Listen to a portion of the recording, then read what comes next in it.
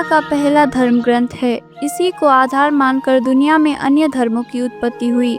वेद का ज्ञान लेकर संसार भर में अपने अपने तरीके से विभिन्न भाषाओं में परिचित हुआ है। वेद ईश्वर द्वारा ऋषियों को सुनाया गया ज्ञान पर आधारित है, इसीलिए इसे श्रुति भी कहा जाता है। उस काल में वेद लिखित रूप में नहीं थे। इस ज्ञान को स्मृति के रूप में याद किया गया था। वेद का अर्थ है ज्ञान, इसीलिए वेद को ज्ञान का ग्रंथ भी कहा जाता है। इसमें ज्ञान विज्ञान का भंडार संग्रहित है। वेद में मानव जाति की सभी समस्याओं का समाधान है।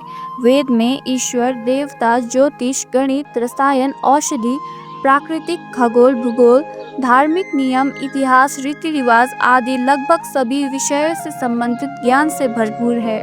वेद के उल्लेख को वैज्ञानिकों ने भी सही माना है।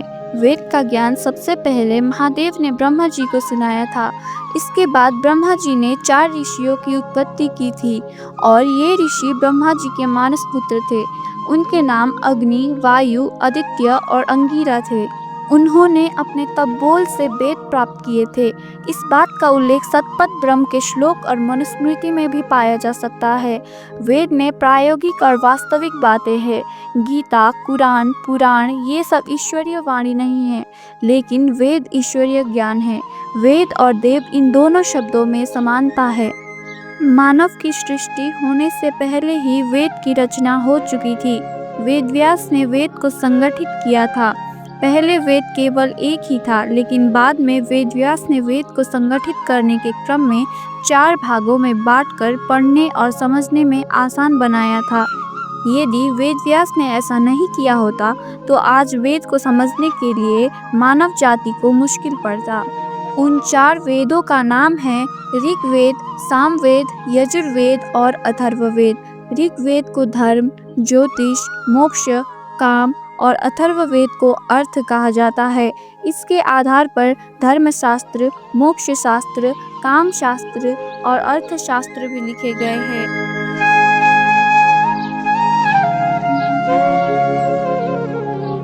अब शुरू करते हैं नंबर 1, ऋग्वेद। ऋग्वेद सबसे पहला प्राचीन वेद है, जिसमें 10 अध्याय, 1028 सूक्त और 11,000 मंत्र है। ऋग का अर्थ है स्थिति और ज्ञान। इसमें भौगोलिक स्थिति और देवताओं के आवाहन के मंत्रों के बारे में, साथ ही देवताओं की प्रार्थना और देवलोक के देवताओं की स्थिति अतिरिक्त बातों का वर्णन किया गया है। इसके अलावा जल चिकित्सा, वायु चिकित्सा, सूर्य चिकित्सा, मानस चिकित्सा और हवन द्वारा की जाने वाली चिकित्सा की भी जानकारी ऋग्वेद में पाई जाती है। ऋग्वेद का उपवेद आयुर्वेद है, जिसमें आयु विषय पर चर्चा की गई है। इसमें औषधि और विभिन्न वनस्पतियों की चर्चा भी की गई है। इसीलिए आयुर्वेद में शरीर को कैसे स्वस्थ रखे, योग कैसे करे जैसे चर्चाएं की गई है। ऋग्वेद में औषधियों की संख्या लगभग 125 बताई गई है, जो 107 स्थानों में पाई जाती है। ऋग्वेद में जीवन ऋषि को कैसे चिकित्सा के माध्यम से युवा बनाया गया, इसकी कथा सुनाई गई है।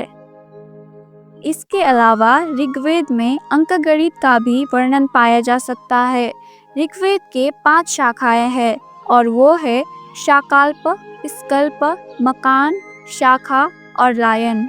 अब हमारे पास नंबर 2 में है सामवेद।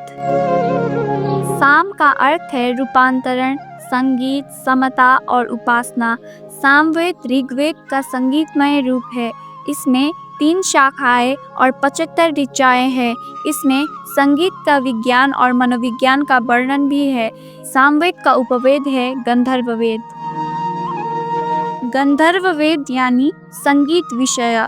संगीत कैसे गाए, कैसे बजाए, कैसे नृत्य करे, इसकी चर्चा गंधर्ववेद में है।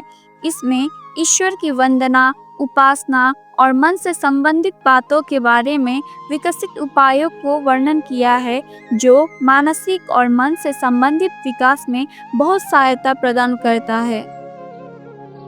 अग्नि पुराण के अनुसार सावित्री के विभिन्न मंत्रों का विधिवत जाप करने से रोग व्याधि से मुक्ति मिल सकती है और कामनाएं सिद्ध हो सकती है। सामवेद ज्ञान युग, कर्म युग और भक्ति युग का त्रिवेणी है। ऋषियों ने विशिष्ट मंत्र संकलन कर गायन की पद्धति से विकसित किया था। आधुनिक विद्वान भी इस तथ्य को स्वीकार करने लगे हैं कि समस्त संगीत ताल, लय, छंद, गति, मंत्र, संगीत चिकित्सा, राग, नृत्य, मुद्रा, भाव आदि सामवेद से ही आया है।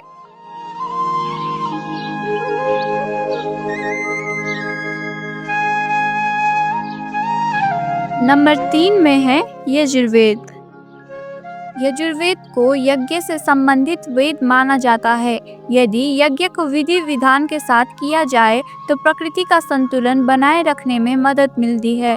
हिंदू धर्म में जितने भी यज्ञ है वे सब यजुर्वेद से पढ़कर यज्ञ करने की विधि के साथ साथ यज्ञ में देवताओं को बुलाने का मंत्र भी यजुर्वेद में पाया जाता है।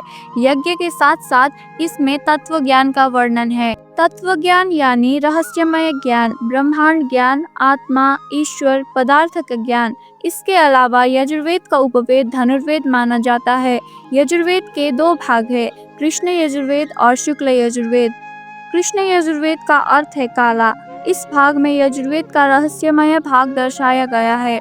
शुक्ल यजुर्वेद, शुक्ल का अर्थ है उजाला, इसलिए इस भाग में वेद का उज्ज्वल भाग दर्शाया गया है।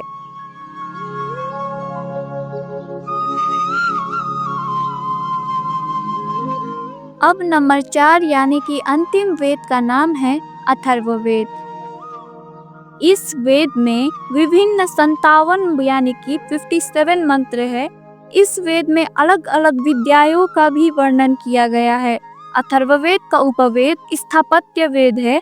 इस वेद में रहस्यमय विद्या, ब्रह्म ज्ञान, रोग निवारण, जड़ी बूटी, चमत्कार और आयुर्वेद आदि का उल्लेख है। इसमें 8 खंड है जिनमें भेषज वेद और धातु वेद 2 नाम पाए जाते हैं। जादू से संबंधित मंत्र, तंत्र, राक्षस, पिशाच आदि भयानक शक्तियाँ अथर्ववेद का महत्वपूर्ण विषय है। अथर्ववेद में सर्वाधिक उल्लेख किया गया विषय आयुर्विज्ञान है। जीवाणु विज्ञान और आदि विज्ञान भी इस वेद में पाया जा सकता है। अथर्ववेद की 9 शाखाएं हैं, पपल, दांत, प्रत्नात, सौल, ब्रह्म, दावल, सैनिक, देव, दर्शन, चरण, विद्या आदि। अथर्ववेद में ब्रह्म की उपासना संबंधी कई मंत्रों का वर्णन किया गया है। वेद का अंतिम भाग उपनिषद भी कहलाता है, जिसका दूसरा नाम वेदांत भी है। वेद में लिखी गई वस्तुओं या बातों को यदि समझ नहीं सके तो उसके लिए उपनिषद है, जहाँ सरल और समझने योग्य तरीके से लिखा गया है। जहाँ वेद समाप्त होता है वहाँ उपनिषद शुरू होता है, क्योंकि उपनिषद वेद का अंत भी कहलाता है। उपनिषद में जीव क्या है, आत्मा क्या है, जीव का स्वरूप, आत्मा का स्वरूप और उसके साथ जीवन के बाद का जो हमारा मार्ग है उसका वर्णन भी उपनिषद में है। परमात्मा के निकट जाने का मार्ग ही उपनिषद कहलाता है। उपनिषद आत्मा और परमात्मा का विवेचन करता है। गीता को उपनिषद का सार माना जाता है। वेद में इतना ज्ञान है कि जो रचनाएं, जो आविष्कार हुए हैं वे वेद की रचना के बाद ही उत्पन्न हुए हैं। जितने भी आज के आविष्कार है वे हमारी परंपरा से चली आई धर्म वेद में शुरू हुई थी। वेद में विज्ञान और आविष्कार से जुड़ी बातें लिखी है। जैसे एक उदाहरण दे तो रावण एक महाज्ञानी, महापंडित, महाविद्वान थे। रावण के साथ बड़े बड़े पंडित पढ़ते थे। रावण की वैज्ञानिक शक्ति भी बहुत थी कि वह नए नए आविष्कार करता था। जैसे दंड मनारा विमान, जिसका आकार मोर जैसा था। उस विमान की गति आज के हवाई जहाज से भी ज्यादा थी। वह मंत्र द्वारा चलने वाला यंत्र था, जो मंत्र केवल रावण को ही आता था। वे उस विमान से एक ग्रह से दूसरे ग्रह तक जा सकता था। रावण को ज्ञान पढ़कर प्राप्त हुआ था। इससे आप समझ ही सकते हैं कि परंपरा से चली आ रही धर्म का मूल आधार वेद का ज्ञान का खजाना है। इसीलिए वेद एक महासागर भी है, जिसमें लगभग पृथ्वीलोक अथवा परलोक संबंधी समस्त तत्व समाहित है।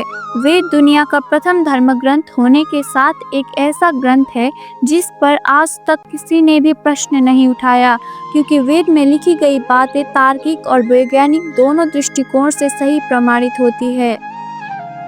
हमारी परंपरा से चले आए धर्म को बचाए रखने के लिए ऋषियों ने भी प्रयास किया है। हमारा भी कर्तव्य बनता है कि समय मिले तो हम भी इन पुस्तकों को पढ़ें। आपको सफलता के मार्ग में अन्य शुभकामनाएं हैं। आप मेरी भेंट अगले नए कथे के साथ